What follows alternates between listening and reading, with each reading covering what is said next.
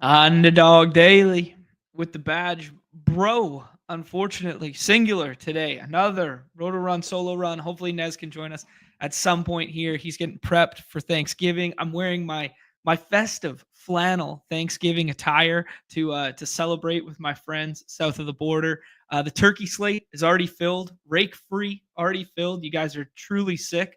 Before I even woke up this morning, the East Coast had already filled it. Um, yeah, but okay, let me do a little debrief off the top here. Um, when we started this show a long time ago, prior to being affiliated with Underdog, we were giving kind of like our unfiltered, unbiased opinions. And then when we became affiliated with Underdog, that did not change. And it was actually written as part of our contract with part of the conversations we had behind closed doors. Don't change. Don't change your dynamic. Don't just blow smoke when there's reasons to blow smoke or no reason to blow smoke, like that sort of thing. It was keep doing what you're doing and be constructive feedback along the way. And the reason I start the show with this today is I want to give a piece of super unbiased, nobody told me to say feedback. Underdog is the best place to play, period.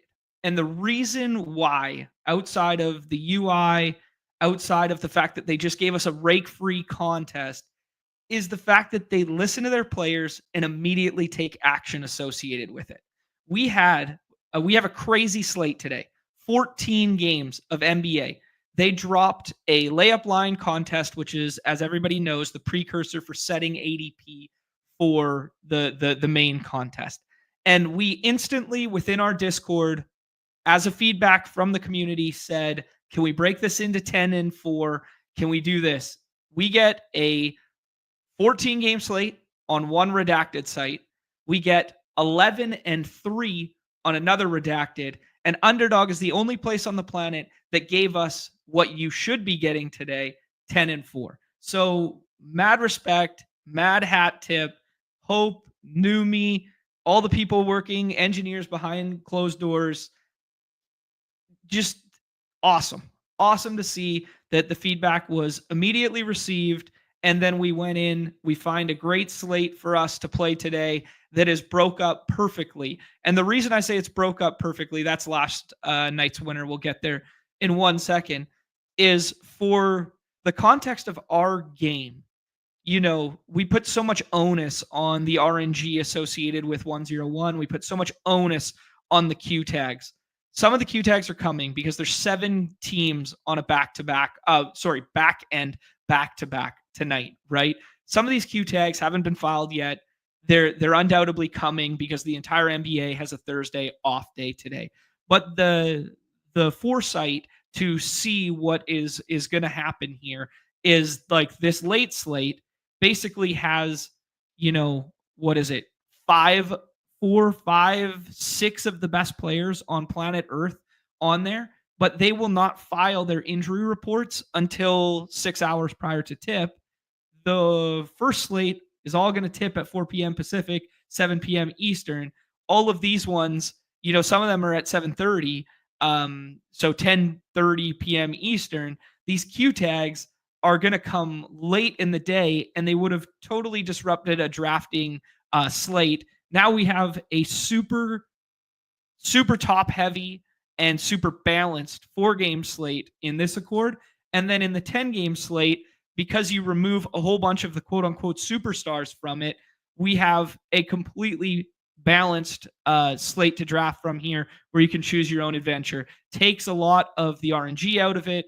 And it just so much credit to Underdog for understanding their game, understanding their players, and then listening to their players and amending it. So I really wanted to start the show there because it was, as Johnny's alluding to in the chat here, it was 100% the sharp side, 100% the way to do it. Yeah, can't find the turkey in the lobby. The turkey is gone. The turkey is gone. As I led the show with there, the sickos have already filled the turkey there.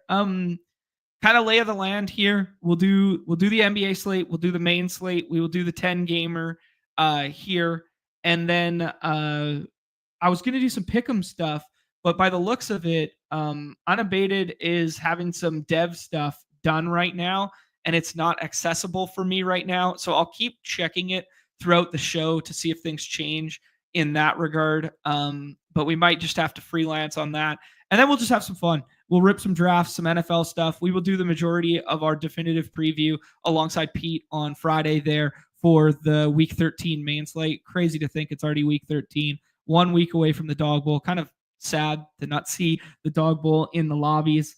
Right now, kind of end of an era feeling. This empty feeling. The meme of Will Smith walking back into the empty living room in yeah. Anyways, you guys know the meme. Too logged on. The turkey 2 is up there. So if you guys want to get after that, absolutely. We covered the turkey yesterday for the Membies only behind the paywall there. We also had a little bit of variety hour behind the paywall there where I messed around with some of the poker stuff, proving that I'm not a complete and utter dunce cap. But let's start with last night's NBA stuff. Big lesson here in last night's NBA. As you guys can see, I got to 129. Not a great night with only 314 there. But when I show you my exposures, you'll be like, what the fuck? So evergreen lesson to be had here. And let me walk through it. Shout out to our guy, Sam Olson, who is up here. But shout out to Brian Locke. Don't call it the L word. Brian L word 89 out here in first place. And he has an Anthony Davis, Dame Lillard, Sengoat team. Scrolled the F down for Brogdon, who was one of our favorite plays, and we built a pick 'em around on the back end there. The Ahmed Thompson ceiling stuff, and then the Fred VanVleet, where we talked about that middle range. Who should we get overweight between him, Giddey, Cody White, etc. And we landed on Fred VanVleet. So, man, we were all over this. But this is the lesson. This is the takeaway. And I'm going to show you my exposures.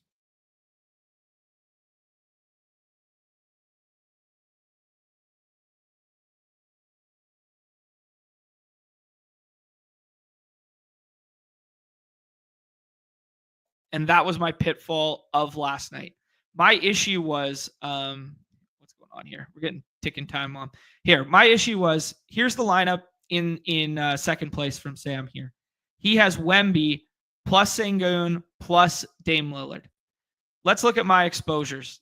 The 2 highest scoring players on the slate are 2 of my highest owned.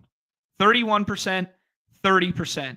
We got a little bit overweight Bam in that middle tier, which obviously turned out poorly. Bobby Portis, who knows why he played 18 minutes. Fred VanVleet, the highest scoring 4th round player, we had at 25%. Brogdon didn't turn out to be the guy you need, but we had a decent amount of him in the end. Kuzma was really good. We had that one. And I lost, And the reason I lost is because of all the combos in which I built out these teams. I was pushing the guys way, way up to get hyper exposed to them when I should have been more concerned about getting quality exposure to them, because it just takes one, right? It just takes one lineup. So I had Sengun and Lillard paired together over and over and over and over again, but it was all in the first and second round. I never afforded myself the opportunity for it to be paired with Anthony Davis, to be paired with Wemby, because I never afforded myself the opportunity for it to fall back there because I was taking it on the other side of the board. And I also was drafting in a window of time, kind of early morning yesterday and later in the day, where I couldn't have grasped a fall, where I imagine most of those lineups were drafted the previous night, something like that. So just an evergreen reminder that total exposures don't mean as much as combinatorial ownership, right? So we're looking at it and we're like, wow, John should have a sick night here. He's got the highest owned players, right? It's the difference of time spot in which they were drafted, right? So as Nick's alluding to here, to be fair, after projections came out, you couldn't get that. So it was definitely a nice day to draft early. Perfectly articulated. That's 100% accurate, right? And I didn't afford myself the ability to get it, even though I came on stream yesterday and said, before projections came out, I came on stream yesterday and I said, I like Sengun more than the field. I like Dame Lillard more than the field. Like this sort of thing. And it didn't end up mattering because I wasn't able to get those combos because I'd missed that window of time. So when we talk about these daily slates being BBM in a day or BBM in an isolated window, we really mean it, because this is the retroactive analysis that I just summed up in 5 minutes that people will spend the entire summer talking about in terms of the BBM winner, right? Yeah. Okay. Bo's asking best turkey team. I did a decent amount of scrolling. I ended up with getting 40, maybe 50 in last night or the day before. Hey, yeah, actually, make sure you guys check this out. There is a deposit match going around. It was targeted, so some people got it, some didn't. But just fire up your app, fire up your web browser, and see if you're eligible for it. It's coming across in a couple spots here. Oh, as you guys can see, the bullpens. I already got myself in the slow drafts. I think I got 10 of those going right now, getting a feel. So we're going to be doing a show soon on that. I know the Stacking Dingers guys, if you're interested in baseball related content, I know Billy Jones and Dark Sheep. I think they've done one show already there for Stacking Dingers. So check that out if you're interested in doing the baseball stuff. But let me see here. Completed turkey contest. We got 40 of them in, so not as many as we wanted. What should we do? Highest underdog projected team. I'm seeing a 74, 74, 7, 74. I haven't looked through them yet. Jordan Love, Gibbs, Lamb, Neighbors, Reed, Komet. Looks nice on paper, probably duped. 74-9. Tua, Achan, David Montgomery, Neighbors, DJ Moore, Jonnu Smith. So a Tua double without any of the wide receivers. So exactly what you needed to win in the BR streets last week. But then with Neighbors, DJ Moore, and David Montgomery, I imagine this was a David Montgomery fall. No, 6th overall. Okay, so I put Achan and Montgomery together, and then I got falls on DJ Moore and Neighbors. A Goff one. I've noticed that the Rico projection has pushed up a little bit in the most recent contest. So the rankings have changed for NFL. Thanksgiving, main slate. Rico pushed up over Tyrone Tracy. So that's changed a little bit. Jonnu's still their tight end 1 on the slate. We got Q-Tag on Tommy DeVito. So a little bit of leverage in getting to Drew Lock if you want to be that guy. But yeah, that's all we got. Stacking dinner, Zion's hit. Zion playing the hits there. Okay. Let's get after it with this hoop slate. I'm not gonna do the full game by game. Let me check unabated first here just to make sure we can't use their interface, because it is the interface of our choosing these days. It's got the news alongside there, and it's got all the totals and stuff like that. We're gonna have to kick this one old school, I think, today. Yeah, let's talk about the hoop slate a little bit. Obviously, they broke it up into the 10 and 4, as I alluded to. We got 6 games tipping in that first window, so we're gonna be, looking for all the news here. I will just say macro. Two things on the macro here with this slate. There is going to be a clump between player 14, something like that, and player 50 that all project within 2 to 3 points in terms of mean projection.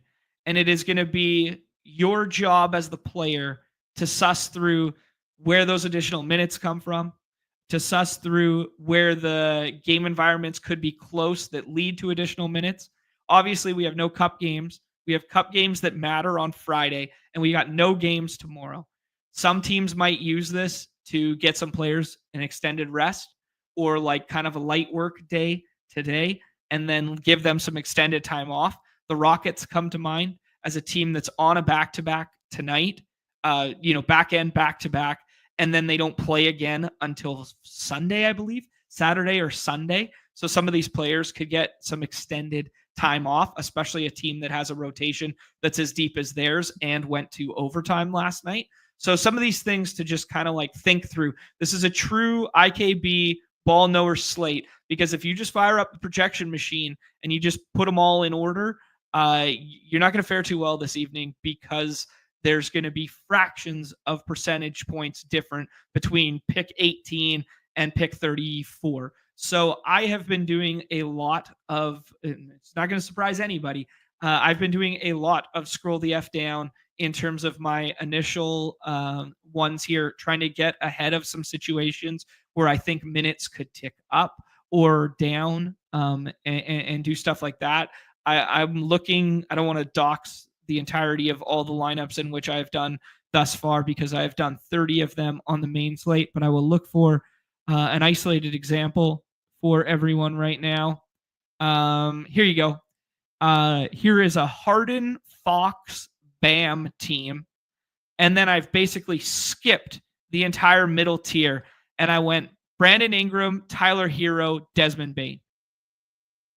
There is the thesis that maybe Jimmy Butler gets the Q tag, maybe Jimmy Butler gets the night off, that sort of deal. Hero would push up more. Brandon Ingram with the Q tag as leverage to swap into something later, or the fact that he just seems like a good play against Toronto. If he goes tonight, who knows if DeJounte Murray is going to be at full tonight, that sort of day thing. CJ McCollum, only second game back there. Jose Alvarado questionable, no Zion still, blah, blah, blah, right? So there's a little bit of leverage in that. Another one that comes to mind is Miles Turner. Miles Turner buried with the 34 ADP right now, 34 in a bit, could find his way into some big minutes tonight there. Yeah, anyways. Yeah, so there we go. Useless but great fact. Desmond Bane scored 49 points against the Pistons last year. Yes, you're right. That is utterly useless. I appreciate it, Nick. That's good shit. Okay. Yeah, we probably can't go full game by game here. We'll just talk through some injury reports, talk through some stuff. I will get the official one fired up here. We're going to get a fresh one in 11 minutes time, and that will have some of the teams that have not submitted yet, which is, as I scroll here, Lakers and Spurs, who are not on our slate, and Utah and Suns, who are not on our slate. So by the looks of it, everybody has submitted within that 6 hour prior to tip. So we are good right now. Okay, cool. Sounds good. All right. Yeah, I would just be wary today that this could be a hashtag hoops slate. This could be a little bit of at the buzzer. We get some weird stuff. The first one of which we've already got is Melo downgraded in quotations to a probable tag. So yeah, just throwing it out there that this could be a little funky business today. So sift through some of the stuff on the back end there. This Cleveland total, obviously pace up spot, probably looks like the fastest game on the slate, but this 10.5, me thinks that's implying Trey might sit. That's just my read on the total right now. I'm still taking Trey. I still have Trey as the Q tag I'm selecting in the middle rounds. But if you feel that way, and I currently feel that way, I would be pushing up Jalen Johnson a little bit there. He has a pretty frothy ADP at 8 right now, but I think him and Trey's ADPs are somewhat tethered. Not in love with like Dyson Daniels or anything, just because there's so much more handling on that team now. Bogdan back and stuff like that.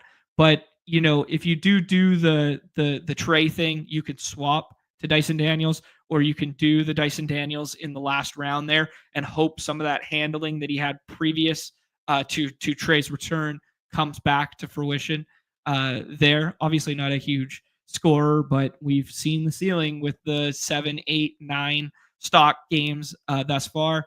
Um, Bulls and Magic, I will check on the injury report here because Bulls hadn't filed yet.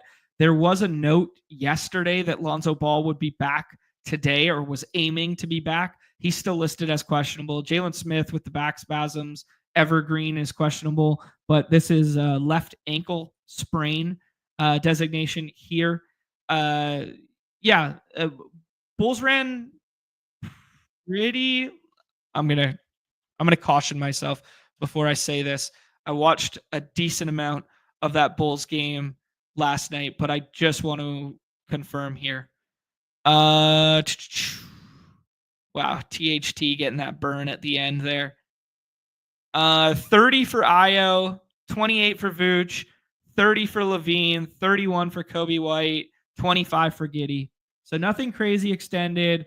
There was some garbage time at the end of the ball game where they didn't play the last like 4-ish minutes there, and then nobody's listed on the injury report. Not a team you're prioritizing today. Magic have good defense, yada yada. We've been down that road before. Suggs looks like he's going to have his minutes monitored, whatever that means, today after playing 6 minutes the other night and then sitting out a game. So yeah, probably not getting to Suggs in the 6th. You can definitely get to Levine and or Kobe White in the 6th, but it's not a spot I'm prioritizing yet. Hornets basically have 2 guys going in every single draft. LaMelo at 1, and then Brennan Miller in the 2nd and or 3rd round.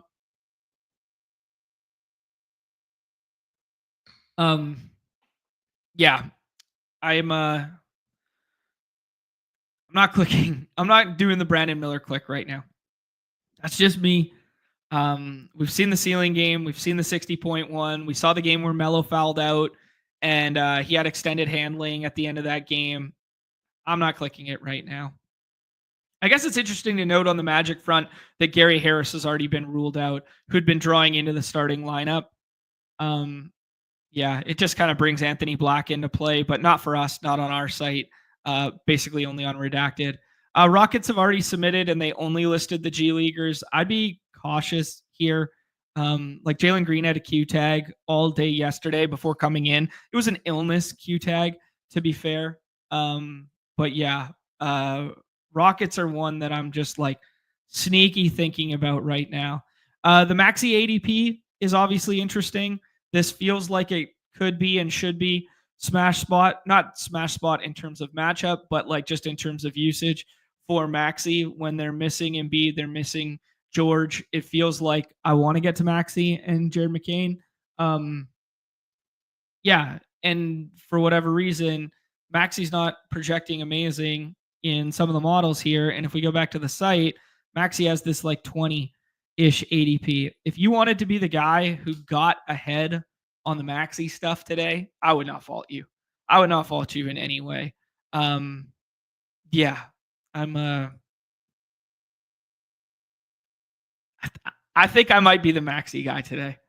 Like when I just look at this tier, I'm skeptical of the Butler and Bam, minute ceiling on a back-to-back against Charlotte.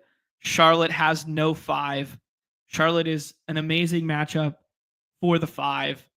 I could see Bam, doing his thing, cooking for 2.5 quarters, playing 28 minutes, 31 minutes, something like that, doing enough for them to win the ball game, but not be fantasy relevant tonight, if that makes sense. Yeah. So I was kind of messing around with some 3rd round Maxi, some early 4th round Maxi. The hashtag models will tell you I'm probably a little crazy, but me likes it. Also the hero one in the last round as the guy that they've been most comfortable extending minutes. We saw Terry Rozier return last night and actually played pretty well. He did look like he was scared to shoot for the early portion of the season, and he let it fly a little bit from 3 last night. Not as much as you'd like to see in the future. I think it's just not falling for him. But man, he's quick getting to the to the bucket. Respooked jumping in here, going to a different state for Thanksgiving. So I'll finally be able to getting into the prop streets there. Love it, man. Love it. Enjoy your travels. Safe travels. Appreciate you shipping over one turkey entry our way. Mad respect, man. Happy Thanksgiving. Enjoy your travels. Yes, I am in fact a maxi. Man, okay, here we go. Lava Lord's coming at me. I will not. I can't quit this hill. I can't quit dying on this hill. Andre Drummond has not broken a slate yet. We know he's a fantasy point per minute monster. We know he's incredible when he gets like that 30-minute that he could just do the 20 and 20 thing with like 4 stocks once a season, once every other season, something like that. We saw it last year in a way worse situation, right? Like with the Chicago stuff when Vooch wouldn't be playing and this sort of thing. I'm not willing to quit the fact that Drummond is going to have one of those games. My eye test, my bro science eye test in watching the Sixers this year is that Drummond looks better running the floor than Embiid. Now, they don't force feed Drummond like they force feed Embiid. He doesn't take the ball at the top of the elbow and do some fucking step back, one-footed bullshit. He doesn't do any of that. So he's not getting the shots up like that. But there is going to be one game, in the near future. I know they're mixing in Yabu more. I know that they've been starting small with Yabu a couple times there. I think Yabu's decent. I think he can shoot it. He's a big, beefy baseball boy out there playing the 5 there. But the Drummond game, I will not be the one who misses the Drummond 65 burger. I will not be the one. I'm not sure it's tonight though. I am not sure it is tonight. Okay, let's talk a little bit of ADP. Then I'll kind of switch back to some of the other game environments and that sort of thing as we go here. But it is kind of hard to talk through without fully knowing because I'm really anticipating. I might be completely off the mark here, but like my hunch is this is a big late news kind of slate here. Yeah, and one of the games that we haven't talked about yet that is next to talk about is one of those spots with the Blazers. Now, given the fact that it's a 10-game slate, and do we really even need to get to the Blazers? I don't know. That's a separate conversation. But it could really impact the way in which we're drafting Pacers guys as well, right? Okay, let's talk about one of the spots that the hashtag models are going to be battling over today. The hashtag models are going to tell you the Harden, the Scotty Barnes, the Franz, this sort of thing. Are we willing to get overweight Franz by pushing him over Cat? I don't know. The models are going to tell us yes. Franz has played at all-star caliber. Some people will tell you damn near MVP caliber. He played that Charlotte game. He had 2 points in the first half there. And maybe he ended up with 5 points in the first half. And then he still ended up getting 50-something fantasy points. He is a usage funnel when games are close, when it's crunch time. We know it's a good matchup for bigs, not that he's, what we would classify as a big. They're getting Wendell Carter Jr. back tonight, but he is a bigger body, good rebounder, medium rebounder. Anyways, I'm just saying this anecdotally because the Vooch matchup is good. Chicago is pace up. Chicago's been getting cooked by anyone with handling. Franz is big and has handling and has a shit ton of usage. Can we get over it on Cat tonight and then play the Knicks narrative as it's a Brunson game because it's Brunson revenge game against the Mavs? Oh, you wanted to get rid of me here. You wanted to replace me with Kyrie, and now Luka's not around. Big brother Luka's not around to help out Kyrie. Okay, let me do Brunson work on Kyrie and show you why you were wrong. Doesn't Brunson feel like that dude a little bit?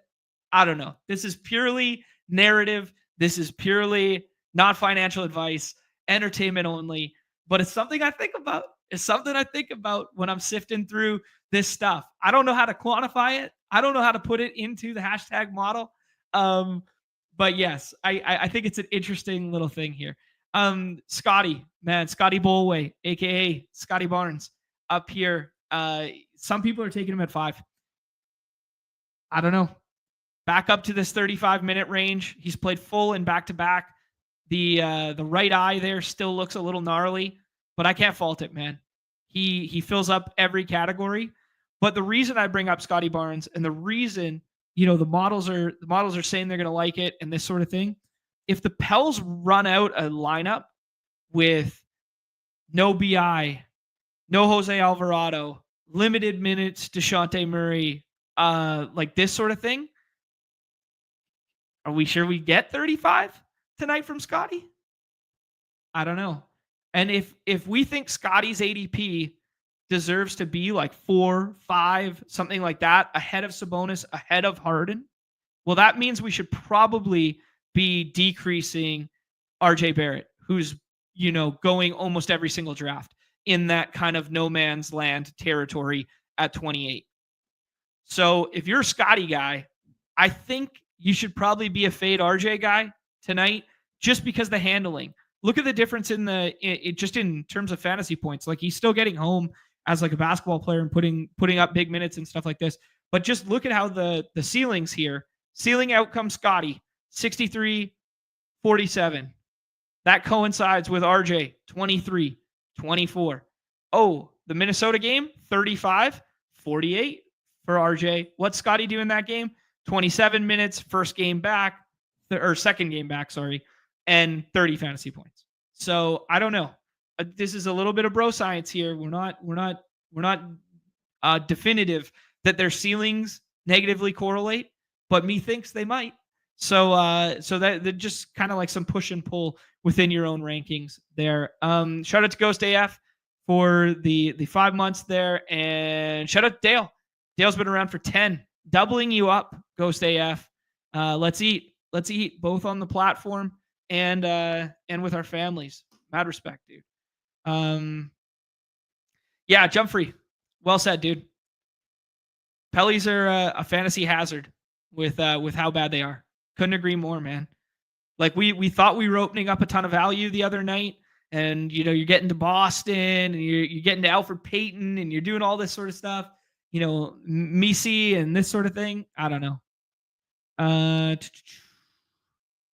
All right, Paid asking, is Jalen's ADP assuming Trey is out, even if Trey is still going at 16? I think so.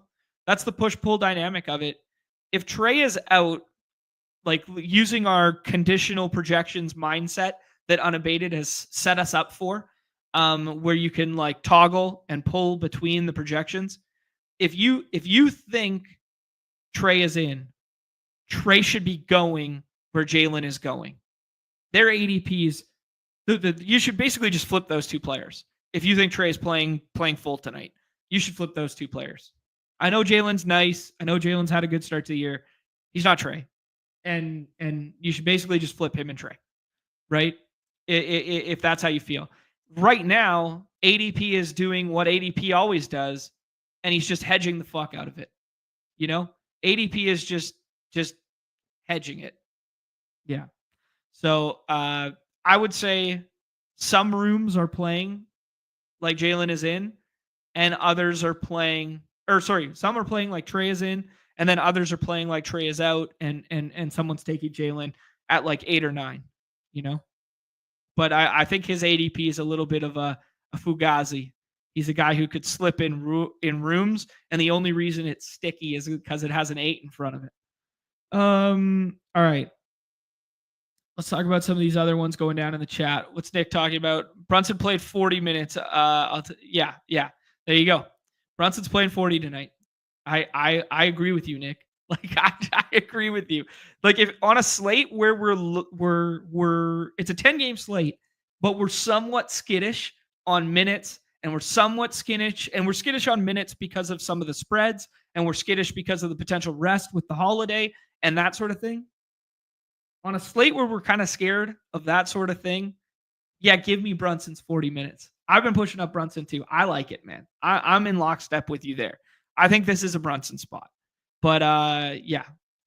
I'm not poo-pooing Scotty. We are Scotty Bullway guys from the beginning. I'm not poo-pooing Scotty. I'm just saying the RJ and Scotty ceilings, the way in which they're correlated right now. That's all I'm talking about. I'm talking about the models wanting to push up Scotty. That's what I'm talking about. Yes, perfectly said. Clipper Nation diving in here, and he says, if there's a single team I'm not worried about minutes, it's the one coached by Tibbs. Beautifully articulated. Smarter than I could say. Absolutely. Couldn't agree more. All right. Let's dive back here just for a half second. This Pacers spot, interesting here. Interesting. Because you have a riddled report, injury riddled report from the Blazers. DeAndre Ayton went from doubtful the last 2 or 3 games to questionable today. I think DeAndre Ayton comes in and plays. Now, do I think he could play full? He might have to, because we're already without Klingon. There's no Rob Williams, Time Lord. So what are they going to do for big? You can play small versus the Pacers. Absolutely. But if Miles Turner's playing like he's, he doesn't have the Q tag right now, and we know the Pacers are very forthcoming with their injury report. If we project that he's going to play 31 to 35, something like that, DeAndre Ayton probably has to find a way to match that. I would imagine, because Grant is doubtful as well. And then I already alluded to, you're missing the other 2 5s. So this rotation could be really thin. So now, do we really want to get to the Blazers on a 10-game slate? I don't know. Pace up spot where Ayton only had the finger injury, where we could maybe find 35 minutes of Ayton in the last round. Is that enough ceiling to chase? I'll probably mix it in once or twice, maybe 3 times, something like that. But I think, I think the more important question to ask is, can the Blazers keep this game competitive enough to support Hallie's ADP? I think that's the question you got to ask yourself. And right now, the reason I bring it up right after we just had the Brunson conversation is because their ADPs are right beside one another. So if I'm looking at Brunson here and I'm looking at Hallie, they've actually flipped now. This one was whatever. But some of the models currently have Hallie over Brunson here. If I'm looking at this right now, which one of these 2 players in this spot do we want to get overweight? We finally saw Hallie ceiling. Hallie at home is a different beast. We've been talking about the Hallie at home, resting the back narrative, that whole ordeal here. But if the Pacers have everybody and they're 11-point favorites at home tonight, what's the true ceiling of Hallie? We might get 31 minutes out of Hallie. We might get 29 minutes out of Hallie, where we could get 40 out of Brunson. Anyways, not telling you guys anything you don't already know, just kind of thinking through some of the dynamics on the slate. I think the Cleveland stuff, we kind of glossed over it when we were talking about the Atlanta debate there. I think the Cleveland stuff's really interesting, because if you told me Trey was in and this was like an 8-point-ish spread, something like that, 8-7-point spread, something like that, I would be more inclined to be trying to get overweight Donovan Mitchell in what looks like the highest pace game on the slate. But I am a little worried that Cleveland's rotations are constantly staggered, and Donovan Mitchell looks like he's going to break every single slate he plays for the first 8 minutes of the game, and then he maybe 7 minutes of the game. Then he comes off the floor and then doesn't come back on the floor until the final 5 minutes of the second quarter. And we just haven't seen that ceiling output when all of them have been healthy thus far, right? So a little skittish on that one, which is probably why I'm starting to click Maxi. I'm starting to click JJJ, even though he's not going to project very well. And it's a tough matchup versus, anecdotally a tough matchup against Beef Stew and Duran, like that sort of thing. But just Memphis rotation's a whole nother bag, another can of worms to open. Memphis rotation there, because they've been all over the place, whether they're playing big or small, but no Jaw tonight. So that's been leading me to get some Bane in the last round, probably get Scottie Pippen Jr. starting tonight there. But they've shown a propensity to run deep, Let me see. Memphis's last game here against Portland, a little bit of a blowout, so not the perfect way to do it. But we got Marcus Smart back there. Laravia always finds his way into the mix. Kennard, Huff, like they're deep, but they're not like fun deep with like guys they want to play. They're just deep enough to have dudes that are going to take minutes from one another and cannibalize one another and run like 11 deep, you know? So now taking Jaw out of the equation tonight makes for Bane to be like a really interesting 6-round click, but I probably wouldn't be going any further than that. And getting overweight JJJ doesn't feel like the sharpest move in the world there. Yeah. Okay. Some interesting stuff in kind of like these upper rounds here. This kind of like middling, wasteland right now, where it's like I think people should start scrolling. But like, man, doesn't Randall just stick out like a sore thumb in this range of like, we haven't seen the ceiling game yet. They're on a back-to-back. The Kings are a little slower than they were last year. Like, but man, we're accustomed to taking Randall in like the second and third round. I don't know. He's not projecting like he belongs in the second or third round. And if you do rank him at like 25, you'll get him every single time. So do you really want to build your entire portfolio around Julius Randle this evening? Probably not. But I just found it interesting that we have, a close spread game. The total isn't high, but just because he hasn't been playing recently, Nick's alluding to the fact that, all-time bad vibes right now. He just sticks out as a name back there that it's like, if I want to get ahead of that one game, I don't know. I'm trying to like talk myself in and out of it. Yeah. Anyways, what else were we talking about? We were talking about the Memphis side. Memphis has been pretty good on defense, and they're decently big and they rotate a lot. But Tobias Harris has the Q tag, so Jaden Ivey, the potential to soak up a shit ton of usage up here. We saw more Sasser last game out in the Toronto stuff, but we still saw, I think it was Ivey's best output of the season, if memory serves there. And I think it was his highest touch time, if memory serves, when I was looking. So I think the Ivy ADP is fine. I think it's a guy that I definitely want to have a little bit of. Beasley overlapping now and in that starting unit, he's going to get his in terms of shooting. The touch time has been up for Beasley, especially alongside the second unit. They've been kind of like letting him run long, then short stinting him, then bringing him back out to be the primary handler with the second unit, and then not having as much overlap with Ivy at the tail end of the second quarter. So just something to be, mindful of. But if Tobias misses tonight, they give him like a little extended break. That's 36, 35, 30 something minutes off the court there. And a dude with a decent amount of usage, not sky high usage by any stretch of the imagination, but you could probably get there. Duren had the 18 rebound game last time out. We all know Duren's ceiling. The problem is they're basically splitting the 48 right down the middle between him and Beef Stew. It's 24-24 every single night now.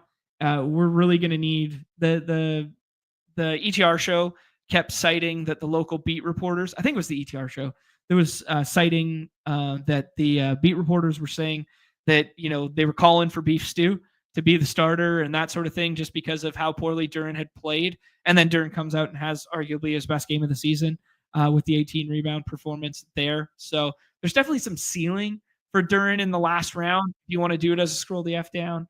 But just throwing it out there. Okay. What other games haven't we hit on yet? We can jump back. I will do one more refresh of Unabated here just to, they're still got the devs working on something. So nothing there. We talked through the Scotty Barnes situation and how it, plays off the other Raptors. I think Pirtle's ADP is fine. I like it a little bit more than RJ, just seeing, what we talked about with the ceiling stuff before. Pels are interesting. Going to be first game back with DeJounte. It was a hand.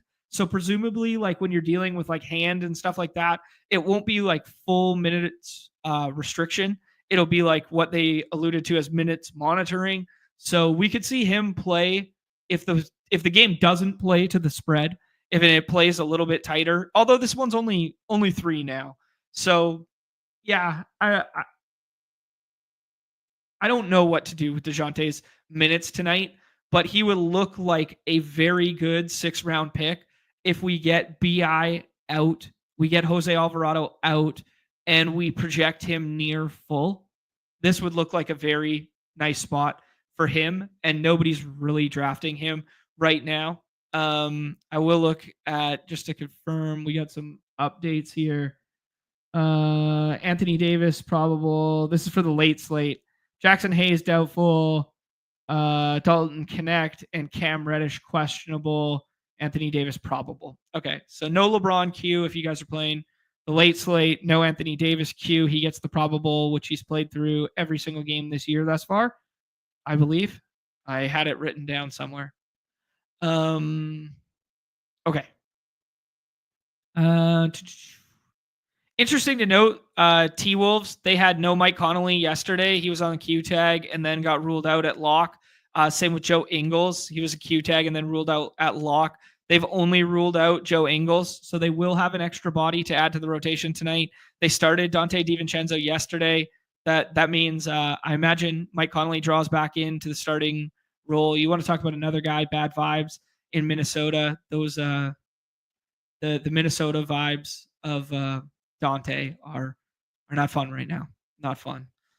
Jump Free alluding to the Duran versus JJ battle of who could foul out first. Yeah. Or who cannot foul out. Yeah. It's who could foul out first.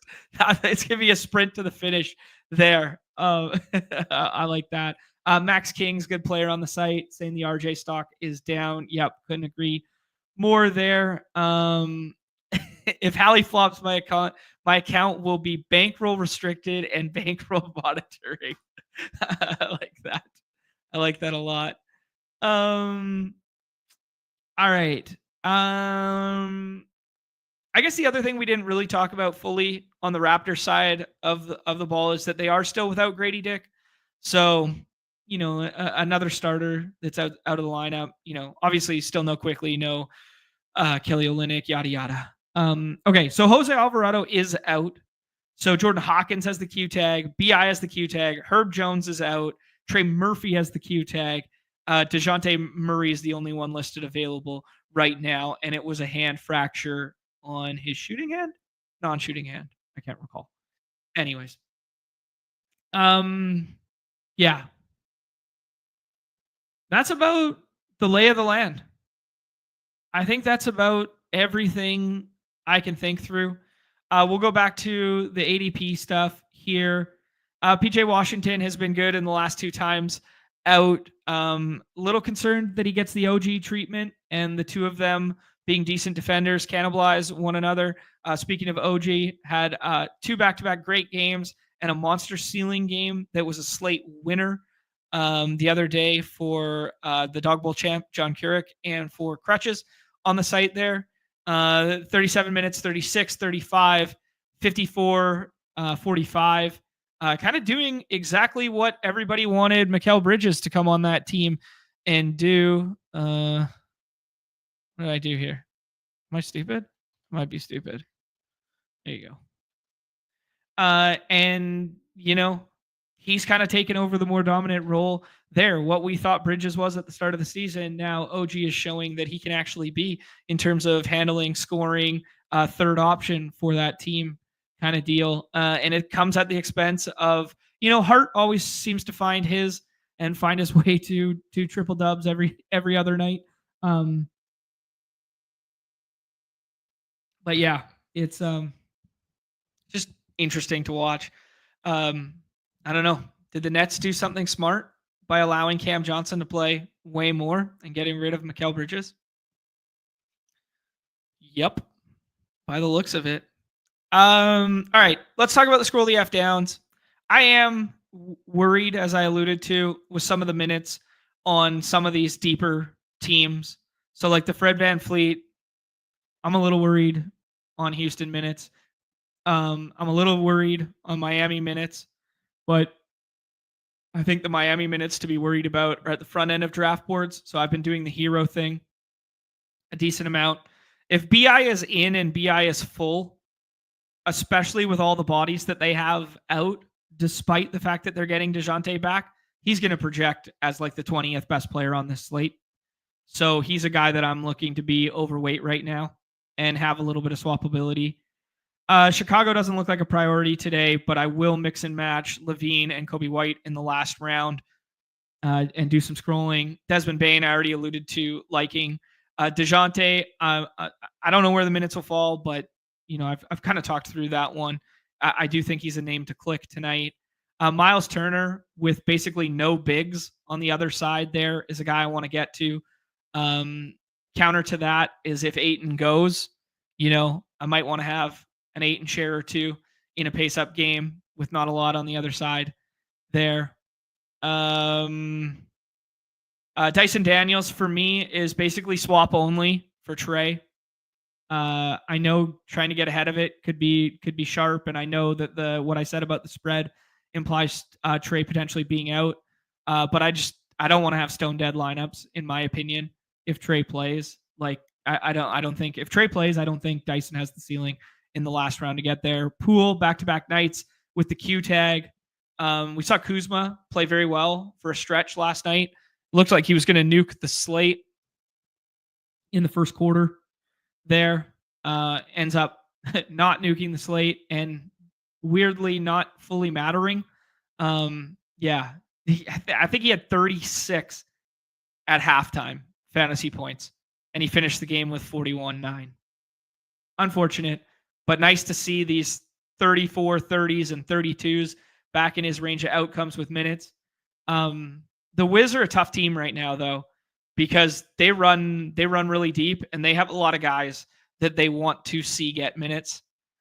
Even in the highest total game, pace-up game on the slate last night, they ran 1, 2, 3, 4, 5, 6, 7, 8, 9, 10 deep before garbage time, which isn't crazy, but that's without Poole.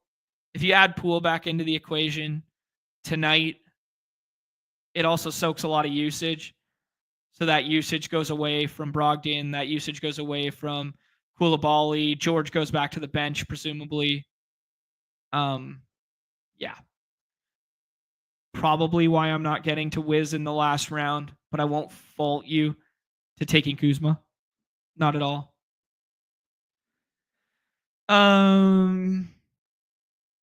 Yeah. CJ, you could do worse, I guess. 30 there. We saw Ty Jerome's ceiling game last time out. If there's one player who's going to stay on the court longer than the other Cleveland starters, it's Ty Jerome. Ceiling game in 28 minutes. But I'm not sure the minutes are going to be strong enough unless we get a Q tag on somebody for him to fully matter. Especially when Darius Garland's not even getting drafted in this player pool. If Trey Murphy plays and BI doesn't, I'll probably swap some of my BI to Trey Murphy. He's been playing monster minutes, good 3 and D, 40 burgers, last 2 times out, almost 40 minutes for Trey Murphy. Yeah, we're probably scrolling too far now. Norm Powell did go through shoot around. So just in terms of probably doesn't matter in isolation for himself. We're probably not drafting Norm Powell on this slate. But just matters in terms of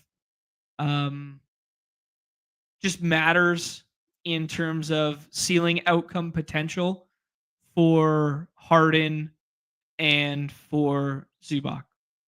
All right, let's hop in some drafts, see how it looks. Mitch saying he pulled the 1-0-1 4 out of 5 times in the crossover. Ball better play. Went ball 3 times, Franz once. Love it, dude.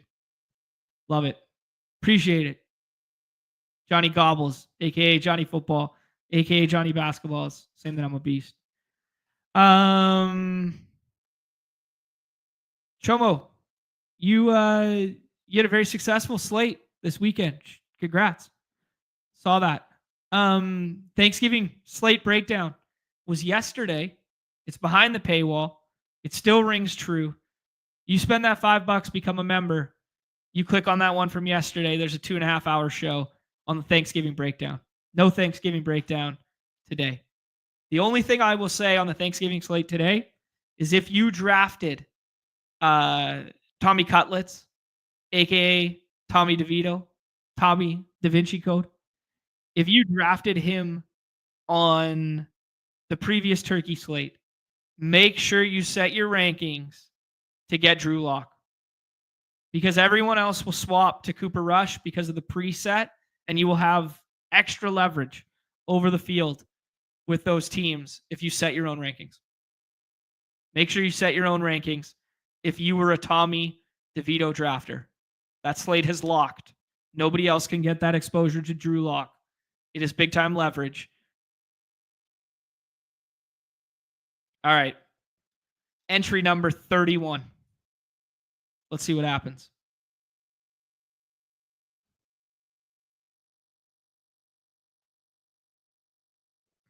The 104. I genuinely love this slate. I love this slate today. We got Joshua in here. Shout out. Had a nice football season thus far. Travie Trav, we see all the time. Chase Manaki. And Mike Zakarian. Shout out to Mike. Mike had a nice stream yesterday in his collared shirt. He inspired me to wear mine today. The good shirt. You guys ever had this conversation before? Where you get to an age where if you're like a blue collar guy, or if you're a work from home guy, you're not an office guy, you're not a fashion guy who dresses up for occasions or something. You just have the nice shirt. Every dude has that one shirt that is the nice shirt. I'm not that guy, but a lot of my buddies are. I got more than one nice shirt. I like to suit it up. I like to suit it up on occasion. I'm not gonna lie. I know that shocks you guys because you guys think of me as the hand builder type. I know. Sometimes I get fancy play syndrome. Yeah, but shout out to Mike. I think he had like a 4 or 5K night yesterday. He tweeted it out on the platform, and he's been on a heater with the pick'em stuff. If you guys aren't paying attention to Mike Zakarian stuff for basketball, you're doing it wrong. Search him on the YouTubes. All right, this is the interesting spot on the board here. I was taking Harden. I have been taking Harden. Sabonis, traditionally speaking, not the best play in the world against prototypical fives like Gobert. But tight spread, lower total than we'd be accustomed to, lower pace than we'd be accustomed to in the past. I could see you wanting to get some boner in your life. Straight face. Didn't even break. Can't phase me. Said it with a straight face. Johnny's saying that tonight Scotty and RJ are both going off, throwing bombs. I respect it. I think their ceilings negatively correlate, but I respect the thesis. Kyrie without Luka going at 8 there. Scotty Barnes, aka Scotty Bolway, at 7. Here's the Jalen Johnson ADP that is fake. I'm a little bit concerned about the Sengoat minutes tonight. Let's do what we promised and push up Jalen Brunson playing 40 tonight. Jalen Brunson playing 40, revenge game narrative here. Sengun went to overtime last night. You want to talk about another guy who did the Franz all over again? Sengun did not have a very good first half, and then he dominated the second half of that ball game. Triple-double, right? 22, 10, 11, 6 stocks. 41 minutes in overtime. 66.5 fantasy points. 30% owned by your boy yesterday. Lost $300. How? Max King saying JJ's easy fade. I've been on this side of the coin a couple times this year where I thought J-Dub was an easy fade. I thought Jalen Johnson was an easy fade. I tend to agree with you. I don't think it's a great matchup, but that's probably wrong. There's the Maxey treatment pushed up because Cleveland's playing a lot faster this year. Yeah. So if we think Trey is playing, he's an absolute smash click right here. I think they might give him the break. I think they might give him extended rest here. Fuck it. Let's take him. We'll swap to Dyson Daniels. The infamous iffy tag. The infamous iffy against Cleveland.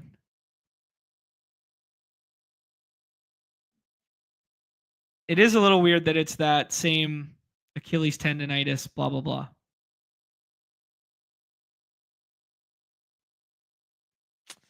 Big Tom Bomb. Mike Zakarian taking Bam there. The hashtag models will probably agree with you.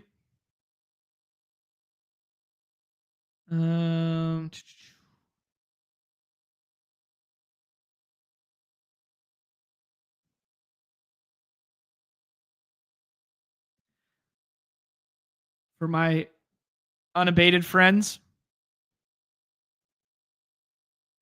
by the sounds of it, Fam and them have canceled their live show because they're anticipating so much movement with the projections.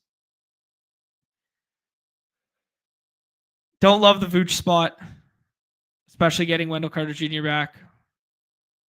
Allen seems fine. Let's do the Ivy thing.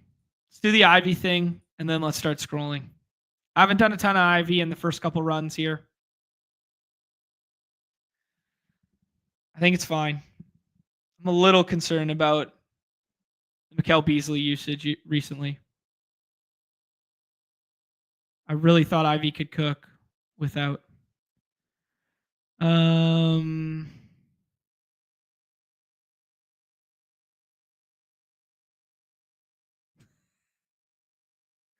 All right. Jump Free says he accidentally has 40% Trey early. Dyson better smash. The vacuum, baby. He has a better nickname. I've heard it said multiple times. Someone tell me in the chat. I know he has a better nickname. Trey Murphy is last year's THT of next year's Evan Mobley, aka Evan Mobley. I don't know, man. You lost me. I tried my best. Yeah, so here's what I alluded to. You're kind of just left with this clump over and over again. And I think you got to just like start scrolling a little bit. So let's scroll. Let's take Desmond Bane. Let's play into Nick's narrative of against Detroit last year, which is not a great narrative to play into. Now, if I take BI in the last round, it'll look like the vast majority of a lot of my teams that I was building earlier. I think we could do better. I think we can find a cheeky scroll. Who do you think plays more tonight? CJ came back, played 30 right away. Who plays more tonight, DeJounte or CJ? DeJounte was a hand. I don't remember what CJ's designation was that he came back and then played 30.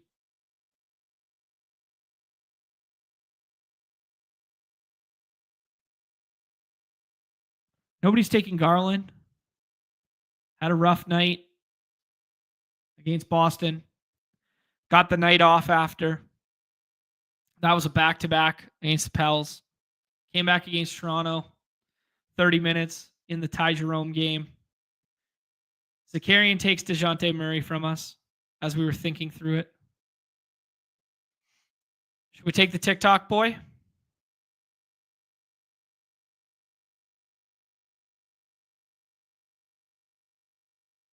Let's scroll further. Let's do the Kuzma thing. I know the Clippers have been good on defense. They've put the clamps down. Poole might be back. That rotation might be way too wide to care about. Way too wide, as in too many bodies.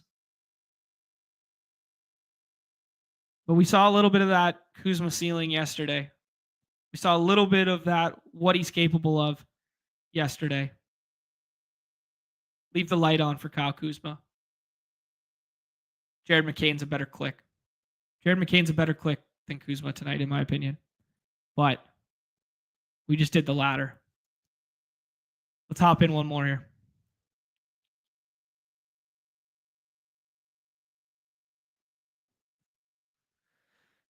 Did we just get some Jazz news here? Entire team's out. Another contributing portion of that late slate. Jordan Clarkson is out for the second night in a row. Lauri Markkanen, who left the game early last night, has already been ruled out. Filipowski out.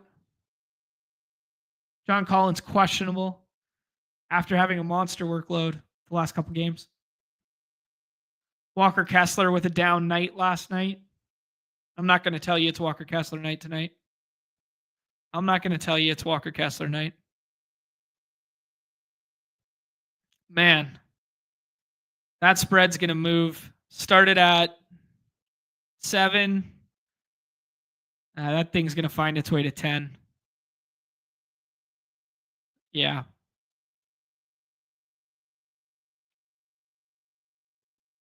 Joker's going to cook, eh? Joker's going to cook that night slate now. He could do enough in 30 minutes to break the slate. All right, we get this 104 where we have the decision making again. We took Harden last time. Sabonis is the highest in ADP. Let's do the Scotty Bull way. Scotty Bull way. That could be a fun game tonight. I don't think it can be as fast as some of the other games on the slate, but at least it has a close spread. I mean, Heat and Hornets right now, 3.5. Knicks and Mavs at 4. Kings, T-Wolves at 3.5. Pelicans, Raptors at 3. Those are the closest spreads of the night tonight. All right, we take Scotty Bolway there. Fox comes back to us. Let's do the Fox thing. Fox was playing out of his mind when Sabonis was gone. Then Sabonis came back, and those 60s turned into 40s. And then it was DeMar DeRozan night the other night. DeMar DeRozan is out this evening. One of the ones we didn't talk about, but it was DeMar DeRozan night last time out. 44 fantasy points, 30 points. Right after we shit-talked him on stream. Not shit-talked him, but we just talked about how he's a good basketball player, but he was born in the wrong era and that he's a bad fit for the Kings on Monday. Partly in that trailing script where they needed dudes icing threes, and he's getting wide open looks from threes. Can't hit the broadside of a barn.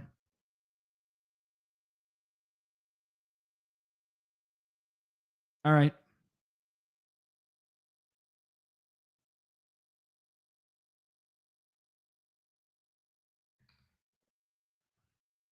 We got the trade decision, the evergreen trade decision right now. Let's play Trey's out. Let's play this one as if Trey's out.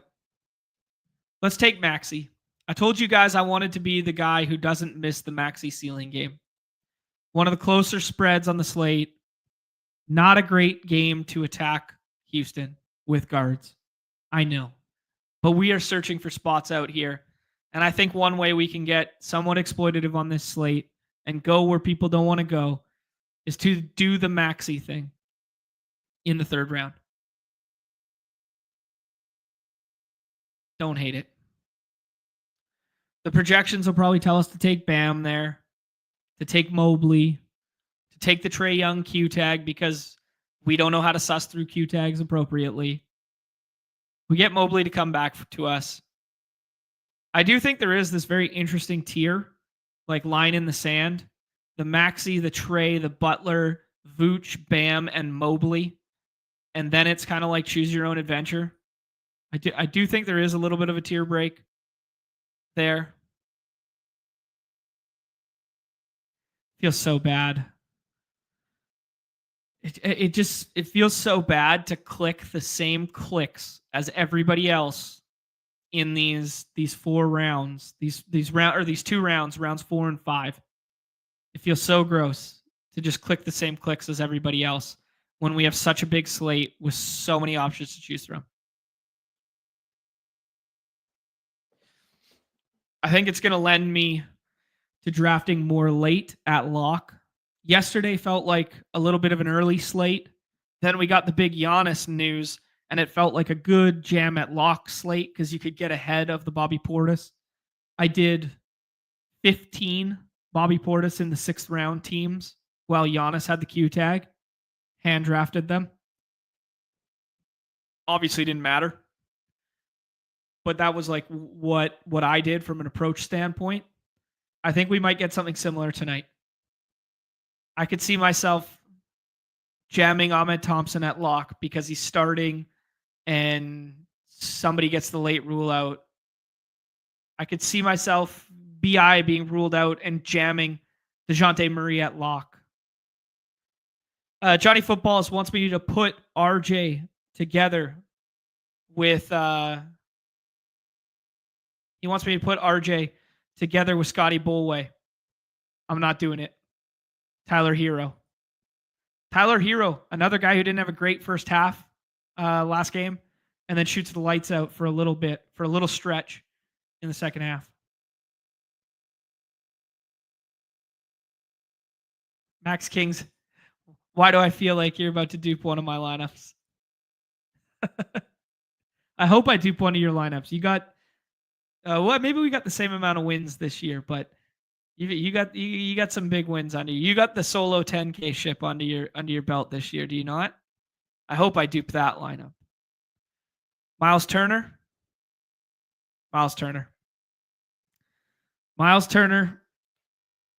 against Ayton and nobody else. Let's take Miles Turner in the last round there. We get a little weird with it by pushing up Scotty Barnes to 4. We get weird with it by pushing up Maxey to 16. We kind of give a little bit of that back by taking Mobley, but then we scroll the F down twice with 234 ADPs in Tyler Hero and Miles Turner. Not bad. But look at these names. I mean, Rudy Gobert was going in the 4th round yesterday on a 5-game slate. Now he's undrafted. You know? BI, who's routinely going in the upper rounds, undrafted. 4th round pick, Fred VanVleet yesterday, undrafted. Desmond Bane might play 35 minutes tonight, undrafted. Kobe White might play 35 minutes tonight in a bad matchup, undrafted. Oh, we should be scrolling. We should be mixing and matching down here. And we should be anticipating any late breaking news to immediately jump on some conditional projection stuff and pushing them up. Steve Carter asking, what about Pippen late? Thanks for the shout out the other day. Absolutely, bro. Absolutely. That's what I'm here to do. Build up the community. You guys win on this platform. Even if you don't contribute in the chat, you'll get the shout out. Always. I don't hate it.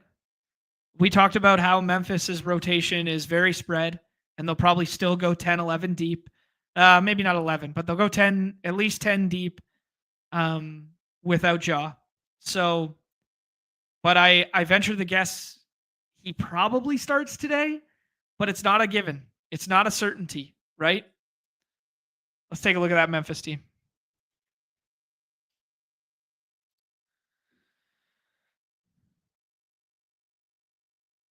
Does Marcus Smart draw back into the starting lineup today? What do you guys think?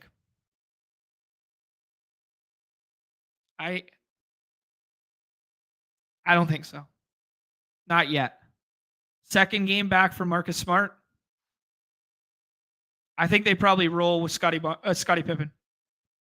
Scottie Pippen, Desmond Bain, Jalen Wells. The rookie's been playing well. Good shooter. Been shooting well. Jaren Jackson Jr., Brandon Clark. If Tobias doesn't play, I don't think it matters. I think you just see that. I think you just get that. You might see some lineups with the second unit that Jaren Jackson Jr. stays on the floor, plays the 5. Duren comes off. Beef stew against that.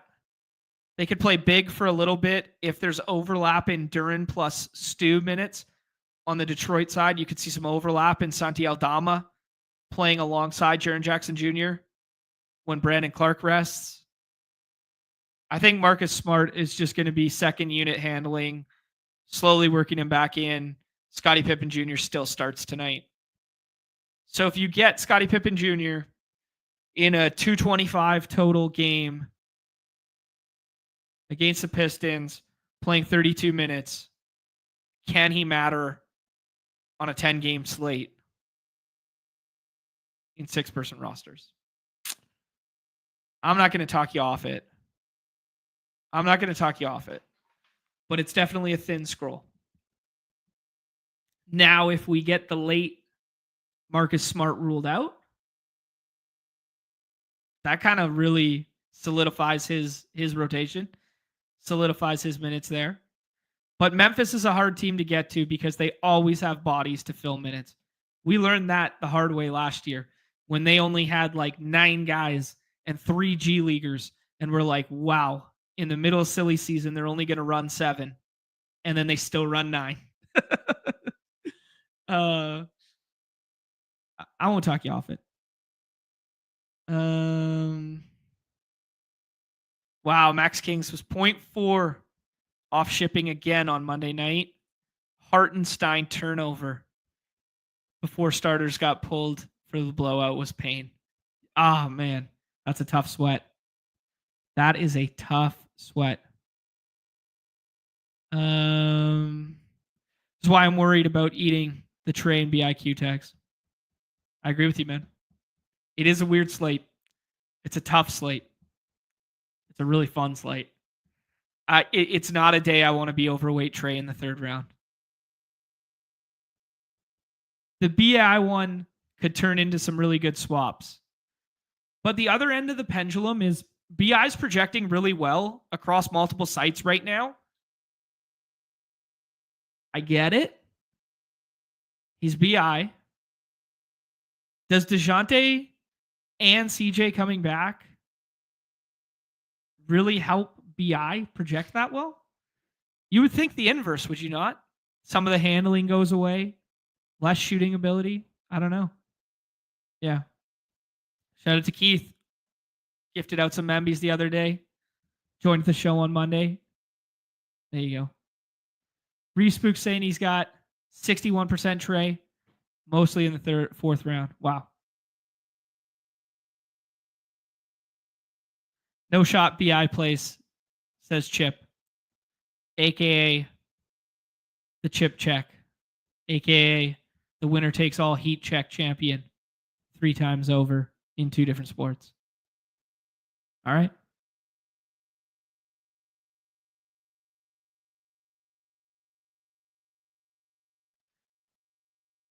If Trey's out, should we be taking Ty Jerome for the potential 36 minutes in a blowout? Now we're talking. Now we're thinking, jump free. Now we're thinking. Sorry, Chip. 4-time champion.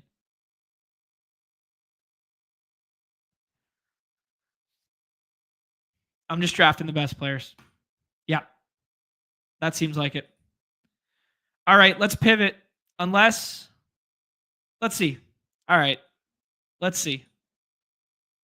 I kind of want to wait for news. But if all the homies want to fill up the $100 pick and roll right now, I'll do it for the community. One more spot in the $100 draft.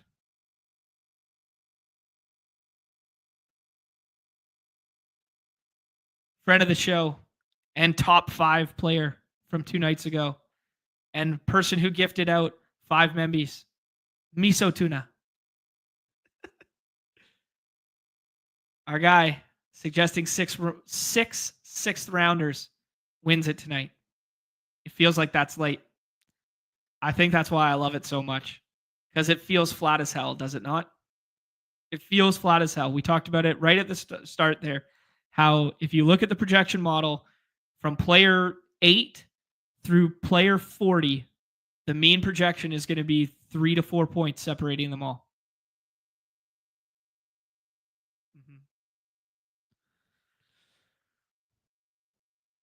Falco's in this one. Squid Guardian, Almighty Slim, the aforementioned Max Kings, Devmo Kush. Devmo Kush. Is that a smoking reference? Devmo. Devmo Kush in the 106. Well, we roll the coveted 104, which we have now rolled in 3 straight drafts.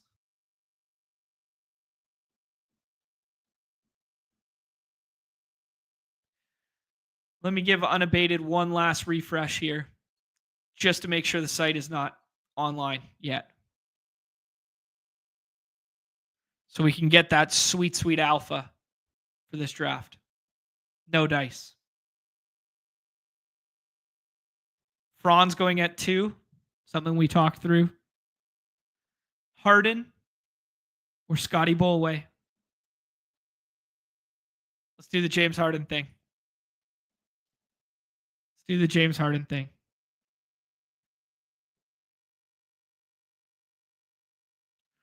Respooked saying he's going to guess and say you need 320 to win it tonight. 10-game slate. You need 320 points. Wow. That's a big score. It's a big score. Kyrie goes there. I think Fox without DeRozan, a little bit of a tier here. I think I like taking Fox. I like the Sengun pick because I always like Sengun. But I think I like the Fox pick without DeRozan. We see that 2-man game, him and Sabonis. I think it's a better matchup for guards, though it's still not a great matchup.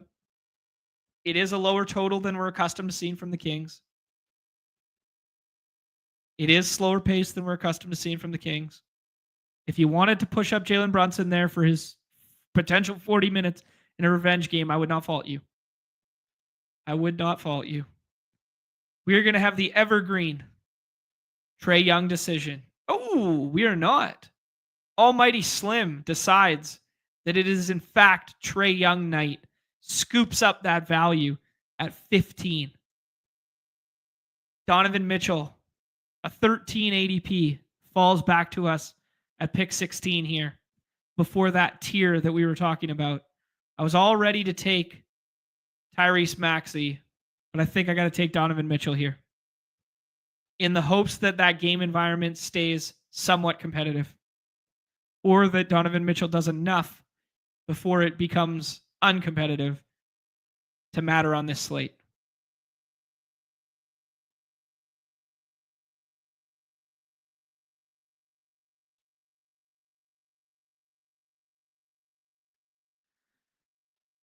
I'm gonna hit that in the chat in a half second. Ooh, Max King's pushing up Zubac there, taking away my stacking partner for the high side screen and roll. Fuck. I don't want to take Bam, guys. I don't want to do it. I'm fucking doing it. I'm taking Bam. Oh, I didn't want to be the Bam guy. I got to take Bam. Oh, that game could get really interesting at lock, man. It's only 218 total. If LaMelo finds his way to sitting, obviously Brandon Miller pops a little bit. I think the Heat would counter with somebody else sitting. Who the hell are the Hornets even going to play to keep this game competitive against Bam? Bam's going to be going up against Taj Gibson, Diabates, who's been a monster on the glass, but nothing else.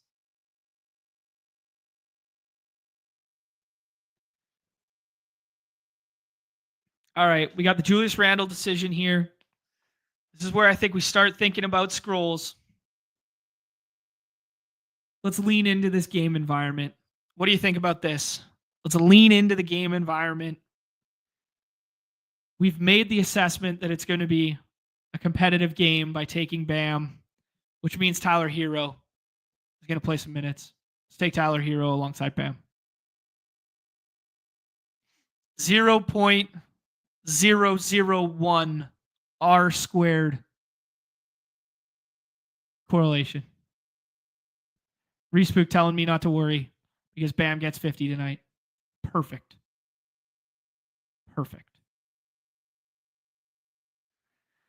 Nick has retired from the $100 drafts when it went from paying 10 to paying 5. I don't know. Yeah, I get why they did it. Only a 48-person field. I get it.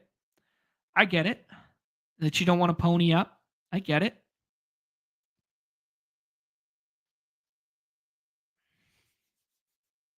BI goes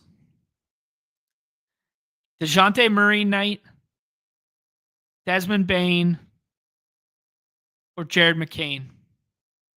Let's take Desmond Bane. Desmond Bane night. Desmond Bane goes for 49 fantasy points against the Detroit Pistons. And that is enough to win this slate. James Harden, De'Aaron Fox, the Spider, Donovan Mitchell, Bam Adebayo, Tyler Hero, Desmond Bane. Not the best team in the world. Not the worst. I did want to see what a couple other people had there, and then the lobby disappeared on me. I thought we were going to get to keep that one. Dang.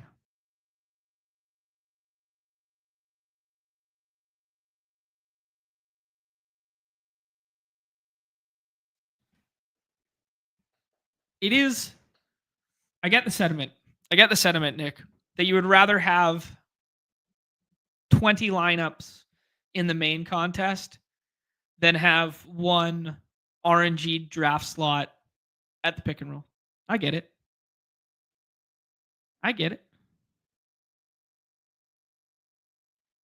And then comparing it to last year, it was just super easy to cash. And then this year, it's a little more polarizing. Yeah, I get it.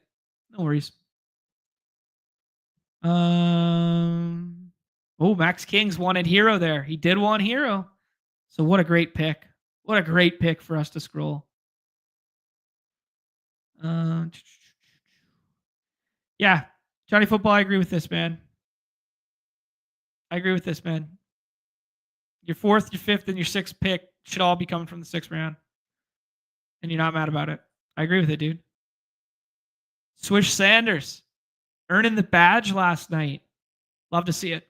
Absolutely. Welcome. Part of the badge brigade now. That beautiful badge. When new badges, when gold badges, when blue badges. That's the next evolution of the site. When new avatars. The next evolution. It's coming. I got faith in the people at Underdog that it's coming one day. Let's do the NFL stuff. Let's look at ADP real quick. I said I'm not doing the turkey. All the turkey is staying behind the paywall. If you want to know the turkey, nothing has changed between yesterday and today. We still have the exact same 2 Q tags on Montgomery and Amon-Ra. The only thing that's different is the coach speak that they both said feels good. Dan Campbell said he feels good about both of them playing this weekend. I guess we got one additional practice port. If you want to go down that rabbit hole, I'll go down it for you right now. David Montgomery was a limited participant yesterday. Limited participant for Amon-Ra St. Brown. Khalif Raymond, back-to-back DNPs. Might bring a little scroll the F down into play if you want to do Tim Patrick. Steph Curry's out on the late slate from Tuna. Thank you. This is what I'm saying, man. That really would have effed up our early slate here. You know, this is why I led the show with why it was so smart that Underdog for our draft games went 10 games and 4 games. Yeah. All right. Grant wants backgrounds. What kind of backgrounds? Backgrounds for the avatars? Yeah, I want a new hat. I want a hat for my dog too. I want the baseball in the dog's mouth, basketball in the dog's mouth. When you win a slate for the sport specific, maybe a basketball in the dog's mouth or a bat in the dog's mouth. Could do a hat, ball cap, forward, backwards, swagging out.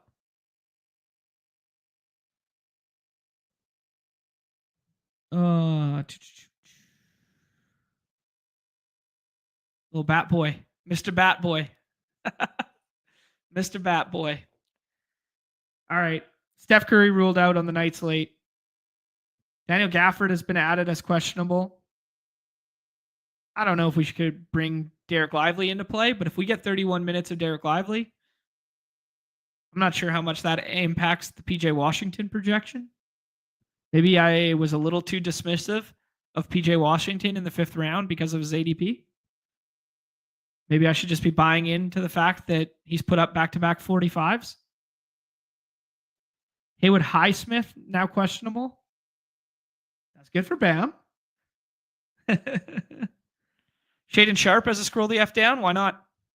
They got nobody else to play tonight. Kevin Durant and Bradley Beal questionable. That's why the late slate. That's why I'm telling you, man. Underdog was on it. No way in that. Yeah, they got no one to play. No Jeremy Green. Maybe Ayton comes back. Yeah. Kevin Durant probable. Sorry. Bradley Beal questionable. There we go. All right.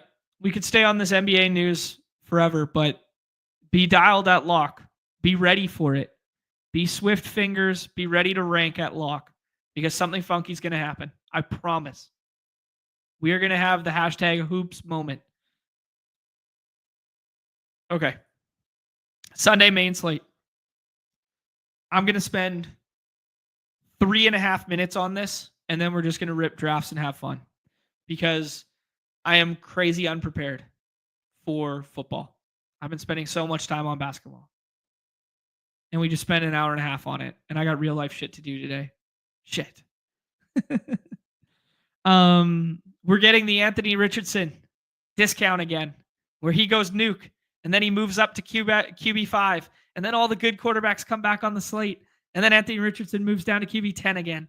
So just interesting. Just classic ebbs and flows of this site. Yeah, can't fault what's going on here. The Burrow spot is going to be very interesting. Highest pass rate over expectation. Him plus Chase has been incredible. Both leading in terms of, or they were prior to last week, leading in terms of passing touchdowns and receiving touchdowns, and they're both having monster years, tethered to one another. They're not getting the respect they deserve because the team has been somewhat poor, and now they get probably their toughest defense they'll face. Maybe not all year, but toughest they have faced. And we're gonna have the JPJ treatment on Chase. So stuff to talk through there. Jalen Hurts versus pass funnel. Be interested to see if Devonta Smith finds his way back to this game. Currently has the Q tag.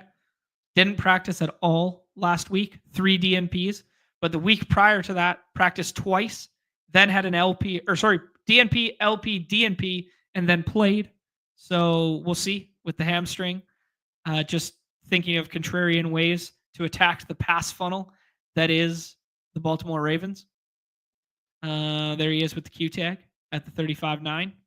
See what the note says. Doesn't practice Wednesday. That was 1 hour ago. So that's not looking good for my bro science. Will Justin Jefferson ever get 10 targets ever again? Will he ever find the end zone? I don't know. Good luck tonight, Nick. Good luck, man. Denny Avdia has to scroll the F down for the Blazer stuff. I wouldn't fault it. That trade is aging so poorly, though. Bob Carrington looks like a dude who could play. I know he came off the bench last night.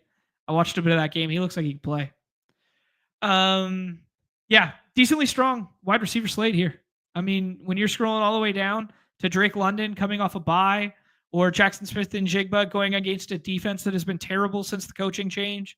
Lad McConkey trending in the right direction there. Interesting to have the JSN flippening of DK Metcalf already. Garrett Wilson buried down here. Is this a get right spot for the Jets? Can anything save the Jets offensively? I don't know. The Terry McLaurin role, like he's still propped up here because of that 80-yard touchdown catch that he had. He's had 200-yard games in there. He's like 4th on the team in targets in the last 5 weeks. Kind of alarming. Just something to think through. Do we like Chase or do we like Nico? Nico having a touchdown called back in that Dallas game would have made the box score look really nice there too. Chase has those 50 burgers under his belt. Obviously, tough matchup. Also, the time in the year where we start have to monitoring. Wow, that was a terrible sentence. We got to start monitoring weather. That's what we got to start monitoring. Justin Jefferson can't get back to form with Danny Dimes. That's good. For those, the uninitiated, those, the uninformed, Danny Dimes just joined the Vikings this morning. Yesterday morning, something like that.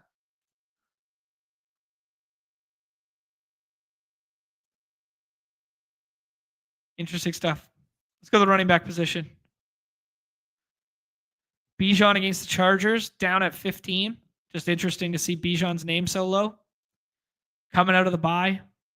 Obviously, tough spot, tough run defense thus far this year. Chargers have looked good, man. Obviously, they lost on Monday night to the Ravens there in the Harborough Bowl, but Chargers look good. This is instantly my mind's going to Herbert stacks as a potential spot. QB6. He's already getting the treatment, man. 2 designed rushes. Look at these rushing numbers. 29, 65, 32. 2 designed red zone rushing scores. No J.K. Dobbins. Kamani Vidal maybe assume some of the pass catching role. Gus Bus. If we had the 12, I'm sure we have the 12-person drafts. Gus Bus has a scroll the F down to find the end zone. It's a little thin. Chuba still down here at 11. Chuba got all the money. Jonathan Brooks came back, did nothing. Brees Hall Q tag. Sore knee. I'd be picking up Braylon Allen in your home leagues in a big way if he's still out there. I know, not in your league. Not in your league. Certainly not available in your league. But someone dropped Braylon Allen, I'd be getting ahead of that. 15 carries for Braylon Allen. I don't give a shit who he's playing.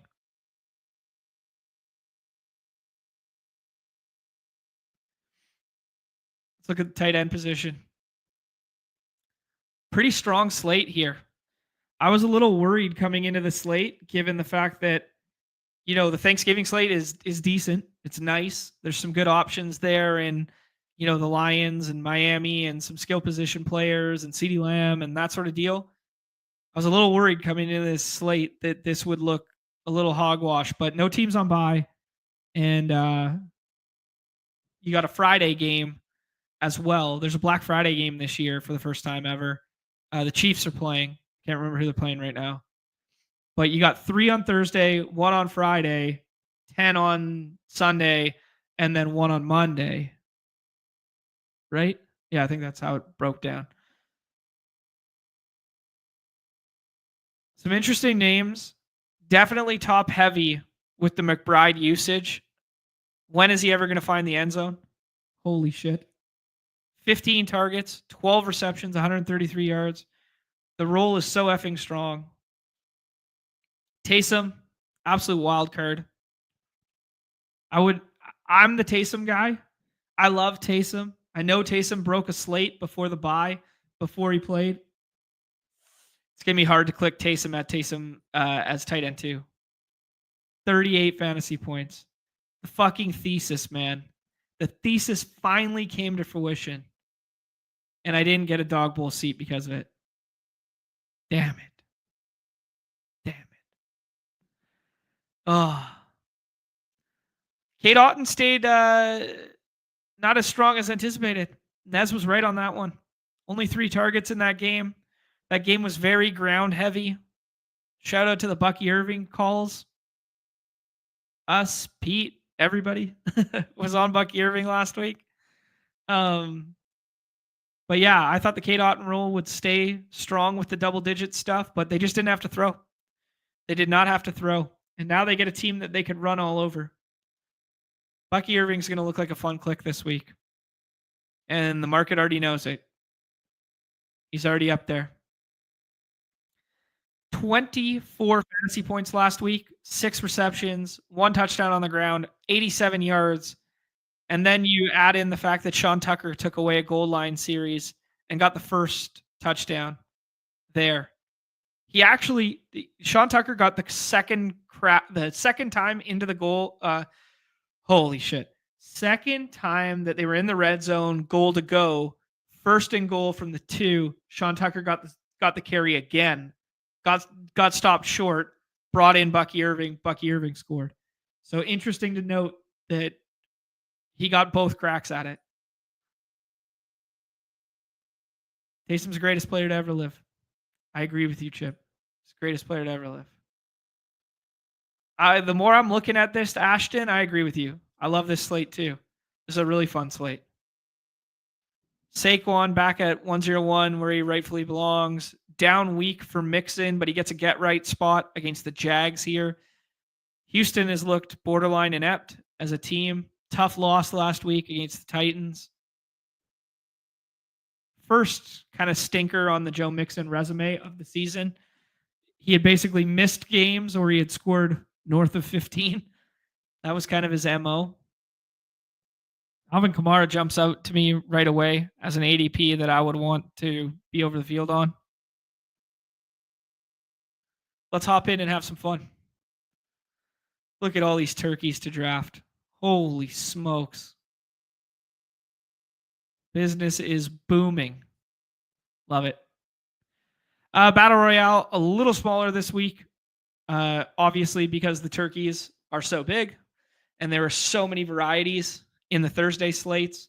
And with the holiday, I imagine a lot of people will be doing family stuff over the weekend, doing family stuff on the Friday as well. One more for the Battle Royale. Hop in here with me, please and thank you.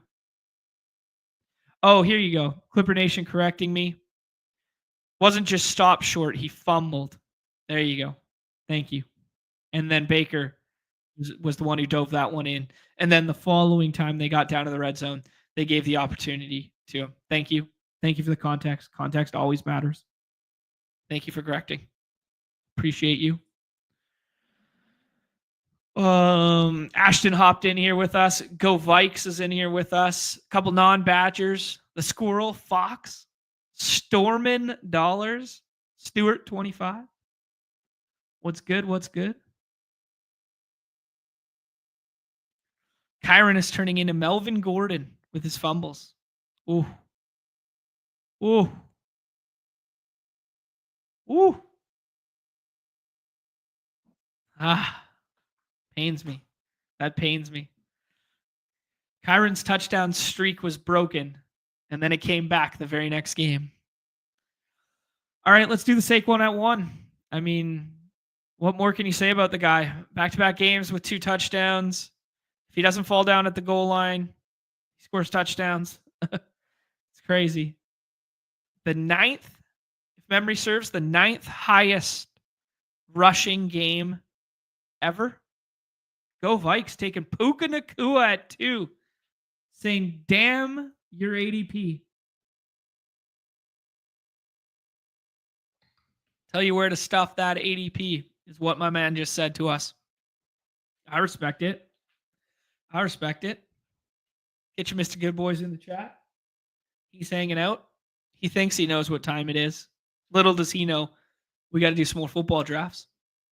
He thinks he knows what time it is.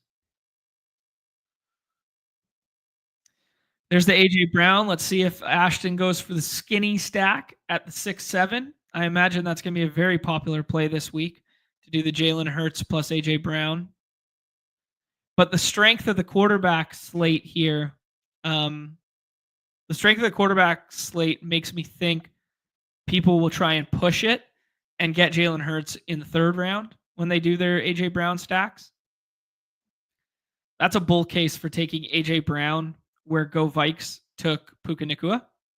You take AJ Brown there, and then you can get, a unique combo from the left side of the board with Jalen Hurts in the last or in the 3rd round rather. Wonder how far he's been falling in rooms. ADP 10. Comes back to us. We could do the Saquon plus Jalen Hurts stack. Wouldn't kill you if you wanted to do that. It's hard for me to quit Trey McGronk. Let's do Kyron and Trey McGronk. Let's do it. I think when I was just at a glance, both flex positions look strong to me this week. But I do think wide receiver looks stronger. I think quarterback looks stronger than tight end right now. If I were to just say, you look at quarterback, and we can scroll all the way down to QB 10. Anthony Richardson, Stafford propped up because of his stackability. Kyler Murray way down at quarterback 8 after he puts up a stinker coming out of the bye. He still scored 11 fantasy points despite doing absolutely nothing. That's a tough one. That felt like it should have been a good spot. Division is on the line for the number 1 seed team in the NFC West, coming out of their bye, playing the most important divisional game they've played yet this season in Seattle. It was fine conditions. Wasn't cold, wasn't rainy. And they just absolutely dropped the bag. Interesting note from Johnny Gobbles. Tyler Higbee will be back this week for the Rams, rendering all other Rams pass catching options useless. No. But they do only like to use one tight end.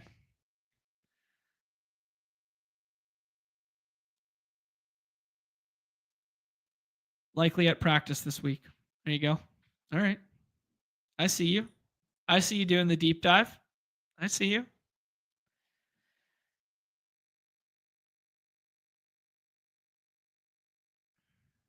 Jamar Chase drafter already has a quarterback. So if we wanted to do something with Burrow, contrarian Burrow stuff will be like Burrow Higgins, I imagine. Where's Higgins ADP? Oh, no. He's getting drafted all the time at 20 there. Rightfully so. 13 targets, 8 targets. Nez has pointed out that Higgins has actually been the better of the two when they're both on the field at the same time. So that's an easy one to fall into there.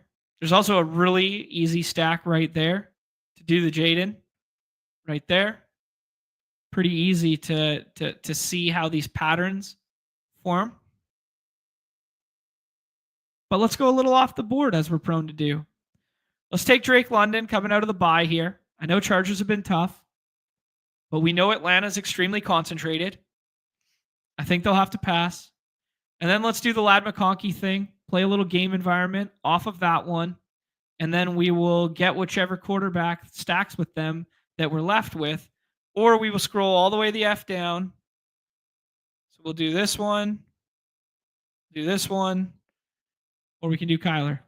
So we can do Herbert, Kyler, or Cousins on this roster. And tie a bow on it there by getting unique via the quarterback. Obviously, Justin Herbert will be the most utilized in this capacity. Probably rightfully so. I can't imagine a ton of people are jumping up and down to get to Kirk Cousins against the Chargers, especially given what he's done recently and given the fact that the Chargers are a decent matchup, decently tough matchup, I should say. Yeah, not bad. We could also do naked Anthony Richardson, where we don't have to play into the correlation of the game environment of the wide receivers. They can just play off one another, and then we could just scroll the F down for Anthony Richardson here. Wouldn't hate you for doing that. In hindsight, should we have taken Jalen Hurts at 13? Is that a big enough fall to justify putting Hurts plus Barkley together? Maybe. I don't think it'll be unique by any stretch of the imagination. Wow, Will Dissly at 30. Not wrong. Not wrong. Just interesting to see. Geno Smith skinny stack there. Bucky Irving in the 18 at 18. The landscape of football, man. Changing all over the place. Brees. If Brees doesn't go, you can get that Braylon Allen swap. Baker Mayfield to Mike Evans stack there. Got the Taysom stuff. Burrow Higgins stack going undrafted. The one that we contemplated on the turn right there last time. Let's take Kyler. Let's take Kyler because it's a little bit of a scroll. Although I think the Kyler plus McBride stack will be overutilized. Just thinking through like what we'll see from BBM DB. If we see Kyler owned in this tournament at 18%, let's estimate it at as QB8. Tough blitzing defense from Minnesota. I'd imagine Trey McGronk, aka Trey McBride, will be owned obviously at 100% clip. But how often will he be stacked with Kyler? Because Kyler's basically going to go undrafted or stacked with McBride. So if you want some leverage, you could do Marvin Harrison plus Kyler, or you could do Kyler naked. You could do Kyler and James Conner. But I might have just aped into bad ownership in doing that. But the same could be said about Justin Herbert. The saving grace with Justin Herbert is he might be stacked with Will Dissly. Kirk Cousins was the super unique. This team was probably better if I took naked Anthony Richardson. I will say that. All right, let's run this back. Let's run this back. See what we end up with. And then maybe, just maybe, because my friends have been so patient with me, we will close the show with one turkey-related draft. Just because you guys have been so patient. All the meta, all the alpha is staying behind the paywall for the members only yesterday. But maybe, just maybe, because there's still 200 of us hanging out, hit the like, hit the subscribe, notification bell, all that fun stuff. Consider signing up at Unabated with the link in the description.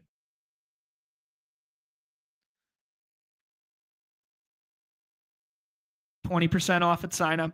Promo code BADGE. The site will be back online shortly.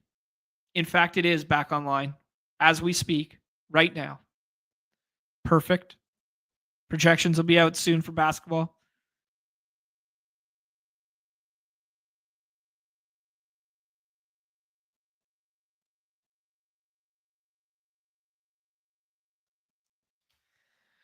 All right. Stormin Dollars is in here again. So is Stuart25. So is Ashton, who says he loves the slate in the chat. And then James Barry, 74. You know he's an older guy, James Barry, because he put his birth year, 74, in his gamer tag.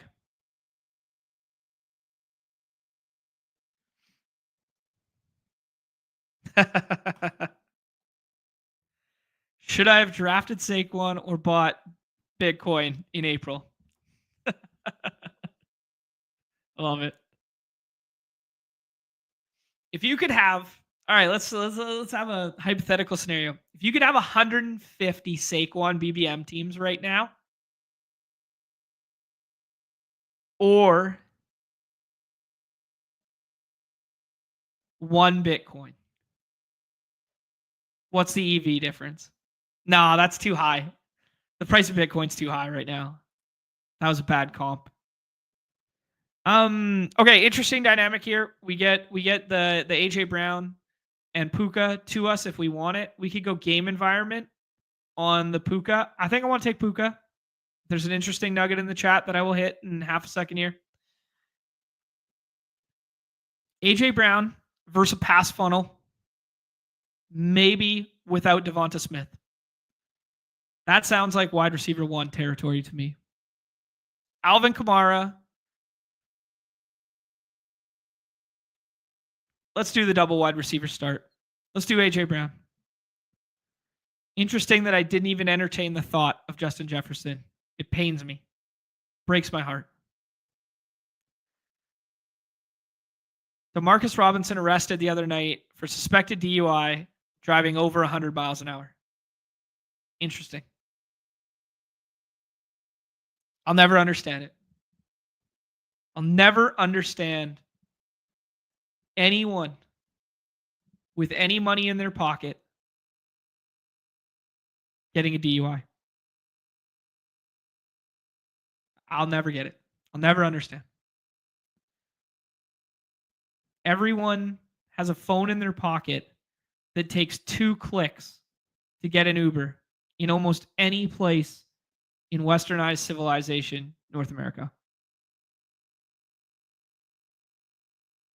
Now, I'm obviously being borderline facetious about that. But, I mean, a professional football player consuming anything alcoholic or narcotic and then driving just seems like one of the worst decisions you could possibly fucking make. That should be like 101 of coach speak coaching day 1 to anyone 18 through 28 years old.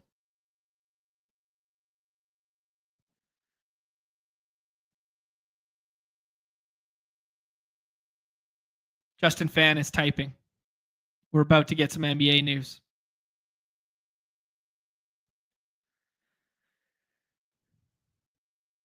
He stopped typing. He had me on the edge of my seat, guys. I had you guys on the edge of your seat based on the fact that he was about to share some news. We live in a sick, sick world with these games, and I love it. Okay, Bucky Irving in the nut matchup comes back to us. He kind of lines up ADP-wise. Very interesting that nobody wants Kyron right now. I'm going to take Kyron, put it with Puka Nacua. I would not add Stafford to it, but I'm totally fine correlating the running back and the wide receiver in that regard. So we'll put those two together, and then we'll have a conversation. Chase Brown role is elite. I hate it against the Steelers defense, though. We got to start thinking through a backstack plan here, though, because our quarterback's not going to be available for us. So we're either going to be skinny stacking our tight end or running a naked quarterback. Let's take Bucky Irving. I like it, man. I think this kid can play. I like it. Let's do it. That's a really nice core there. It's going to be heavily owned. All those players are going to be 100% owned.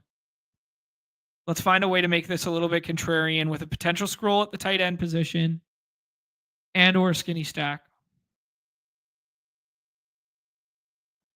I do like Ashton's scroll of that Will Dissly last time out. 4 targets, 6 targets, 6 targets, a touchdown last time. Hunter Henry. Another one who was projecting really well last week. 8 targets, 9 targets. Kyle Pitts, that Atlanta game environment coming out of they're going to be playing in the dome, coming out of the bye, scheme something up for spicy Kyle Pitts. The spicy marks. Evan Ingram, just as a PPR dump off merchant.